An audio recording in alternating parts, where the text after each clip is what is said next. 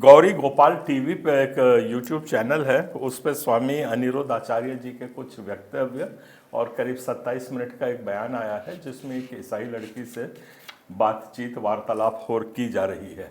उसमें कुछ असत्य बातें थी, इसलिए मुझे ज़रूरत पड़ रहा है कि हम अपने ईसाई समाज से उसका सफाई पेश करें। इसलिए आज आपके साथ मैं सामने आया हुआ हूँ। आदरणीय आचार्य जी ने कहा है, एक धर्म को सोना और दूसरे धर्म को चांदी ठहराया है और दोनों की तुलना की है। मेरा बड़े सा आदर ये कहना है कि बुद्धिजीवी तुलना नहीं करते हैं, वो सच्चाई को ढूंढने की कोशिश करते हैं, ज्योति को ढूंढने की कोशिश करते हैं। और हम आचार्य से अनिरुद्ध आचार्य जी को एक बुद्धिजीवी और सत्य पुरुष मानते हैं, इसलिए उनसे ये बात मैं पूछ रहा हूँ। हमारा ऐसा मानना है कि धर्म ज्योति का चोला मात्र है और उस चोली के अंदर हमको जाके देखना है कि सत्य क्या है, ये हमारा विश्वास है। और आगे मैं इसमें बोलता हूँ, आदरणीय आचार्य जी कह रहे हैं कि अहिंसा परमो धर्मा। और मैं आपको यहाँ पे अभी अपने स्क्रीन पे कुछ टीवी के शॉट्स दिखा रहा हूँ, फोटोग्राफ्स दिखा रहा हूँ, उसको आप देखिए और आप विश्लेषण करेंगे कि कब ये आपका धर्म जो विकृत हो गया है, कब विकृत होकर के ये ऐसी हिंसा के जिम्मेदार कौन है, ये आपको पता लगाना है। आज जय जय श्री राम के नारे हम सुनते हैं जब हमारे यहाँ हत्या होती है, बलात्कार होता है, लूट मार पीट होती है, इसके दौरान हम ऐसे नारे सुनते हैं। क्या हम इसे अहिंसा परमो धर्मा का सिद्धांत मानेंगे? इसका हमको बिल्कुल आपसे एक स्पष्ट जवाब चाहिए है और उम्मीद रखते हैं कि आप इतने बुद्धिजीवी हैं तो हमें इसमें मार्गदर्शन देंगे। तीसरी बात मैं कहना चाह रहा हूं कि कंधमाल में ग्राहम स्टेन्स के दो बच्चों, जो नाबालिग बच्चे थे, एक 7 साल का, एक 8 साल का, 6 साल का, एक 8 साल का, उनको जिंदा जला दिया गया। ये भी अहिंसा की श्रेणी में आता है। मणिपुर में हजारों लोगों को कत्लेआम कर दिया, क्या ये भी अहिंसा की श्रेणी में आता है? तो मेरा निवेदन यह है कि ये जो अहिंसा है कब हिंसा में बदल गई और इसको ठीक करने का रास्ता आज किसके हाथ में है?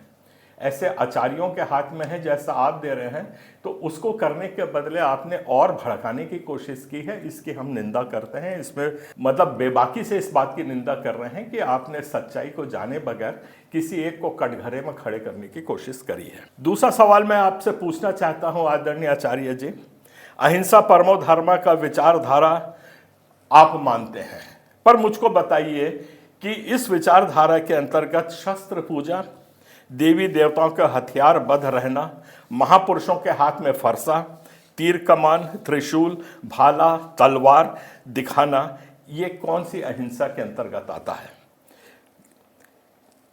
हम इस पिक्चरों में जो फोटो में जो देख रहे हैं, इस बात को हम समझने की कोशिश करेंगे, इसलिए आपके सामने ये प्रश्न रखा है। आपने कहा है कि नारी पूजनीय है और हिंदू धर्म से ज़्यादा सम्मान इनको कहीं नहीं मिलता है। मैं बताना चाहता हूँ कि हमारे यहाँ भी माता मरियम पूजनीय है, उनको हमने खुदा की माता का दर्जा दिया हुआ है, उनकी पूजा होती है, आराध्य है, आराधना होती है। तो किसी एक को बगैर सच्चाई के जाने निकृष्ट ठहराना थोड़ा सा आपत्तिजनक हमें लगता है। नारी सम्मान की बात थोड़ी सी हम आगे और कर लें तो सती, देवदासी की प्रथा, जैसे धार्मिक वैश्यावृत्ति भी कहा गया है, बहुपत्नी रखने का सिलसिला, महिलाओं को आर्थिक प्रॉपर्टी का अधिकार नहीं देना, ये सब ईसाई धर्म में कभी नहीं रहा है, ना हमने उसकी वकालत की है। ये कब, कहाँ, कैसे और क्यों रहा है, ये एक विश्लेषण का विषय है, जिस पे खोज आप लोग करें तो बहुत अच्छा रहेगा। हमारा धर्म सिर्फ समानता को मानता है, जिसमें महिला, पुरुष और किसी को भी एक बराबर का दर्जा दिया गया है। ये हमारा ईसाई धर्म है। इसके मैं सिर्फ स्पष्टता से अपनी बात रखने के लिए आपके सामने हाजिर हुआ हूँ। बाबा ने कहा है कि ईसाई गाय खाता है, पर गाय का वध और बीफ उपलब्ध कराना कौन से धर्मावलंबी आज हिंदुस्तान में कर रहे हैं, ये आप जानते हैं, मैं जानता हूँ। इनको भी मैंने चैलेंज किया कि आप हिंदू धर्म को मानते हुए ऐसे व्यापार धंधे क्यों कर रहे हैं, उसमें मुझको जवाब मिला है, उनने बचाव में ये लिखा है, ऐसा तर्क देते हैं कि ऋषि मुनि भी खाते थे और वेदों का हवाला भी देते हैं।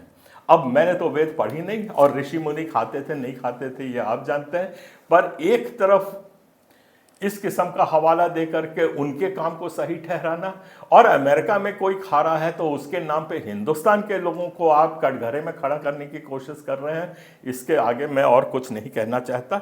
सच क्या है मैं जानता नहीं, सच क्या है आपसे सुनना चाहता हूं। क्या ये सच नहीं है? आपने डार्विन को ईसाई ठहरा दिया है।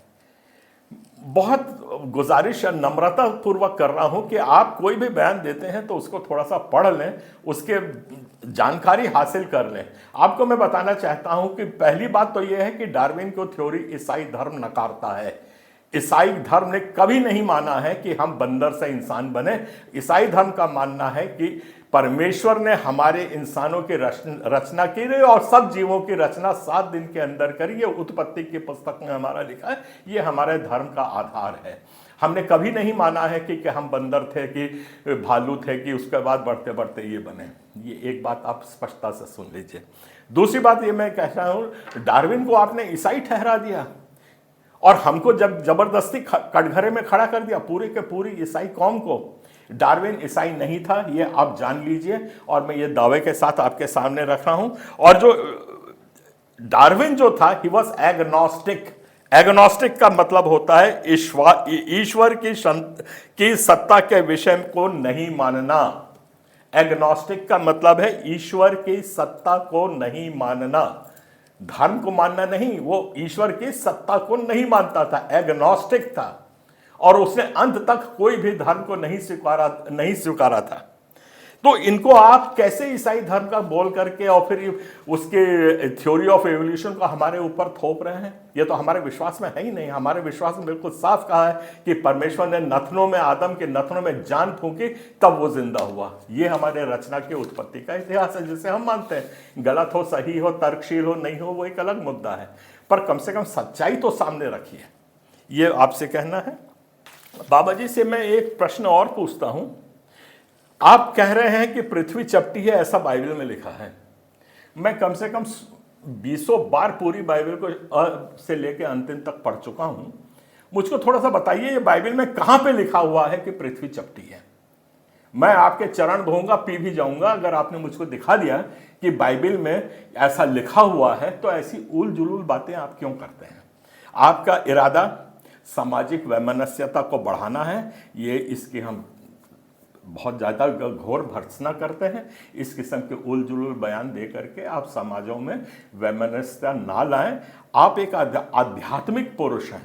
आपका तर्क वितर्क पे आधारित आपकी बात होनी चाहिए, और आपके जितने भी तर्क हों, वितर्क हों, आपके बयान हों, आपके जितने भी आप वहाँ से प्रवचन देते हैं, उसमें आपका समाजों को मिलाने की कोशिश होनी चाहिए, ना कि एक को नीचा ठहराए और दूसरे को ऊंचा ठहराए। और दूसरी बात, आखिरी बात मैं बात करके अपनी बात समाप्त करूंगा। आपको आध्यात्मिक तर्क वितर्क करना है तो बहुत स्वागत है। आप तर्क वर्तक करिए, हमारे बुद्धिजीवियों के साथ करिए, अपने बुद्धिजीवियों के साथ करिए। एक 12 साल के बच्चे को पूरा प्रेशर बना करके और उससे कुछ भी जा करके आप प्रेशर में बोलना बुलवाना, ये शोभा नहीं देता। बहुत निम्न स्तर का काम है। आप जैसे बुद्धिजीवी कर रहे हैं, ये बिल्कुल भी आपको शोभा नहीं देता है। और एक आखिरी सलाह मैं देना चाहता हूँ सबके लिए, हमारे धर्म के लिए, सब धर्म के लिए। मैं ये कहना चाहता हूं कि हर एक व्यक्ति अपने धर्म के घर को इतना साफ सुथरा रखे, इतना आरामदायक, रोशनीदायक, आकर्षक बना के रखे कि उस घर को कोई छोड़ के जाए ना, अब आकर्षित रहे और उसी घर में रहे। ऐसी व्यवस्था आप लोग बनाइए। ऐसी व्यवस्था बनाएंगे तो घर वापसी का प्रश्न ही नहीं उठेगा। आपका घर कोई छोड़ के जाएगा नहीं, और हमें कोई लालसा नहीं पड़ी है कि कोई हमारे घर में आए। हमारा घर जितना भी है शांत है, साफ है, सुथरा है, शांति से भरा हुआ है। हम इसमें खुश हैं। तो इन सब बातों के साथ मैं अपेक्षा करता हूं और उम्मीद रखता हूं कि समाजों को आगे बढ़ाने के लिए, हमारे देश को मजबूत बनाने के लिए आप ये मेरे द्वारा उठाए गए सब प्रश्नों का जवाब कहीं ना कहीं, कभी ना कभी, किसी भी तरीके से देंगे और हमारे देश को, हिंदुस्तान राष्ट्र को और हमारे भारतवर्ष को एक महान और विशाल देश बनाने के लिए आपका भी योगदान रहेगा। सबको जय छत्तीसगढ़, जय जोहार।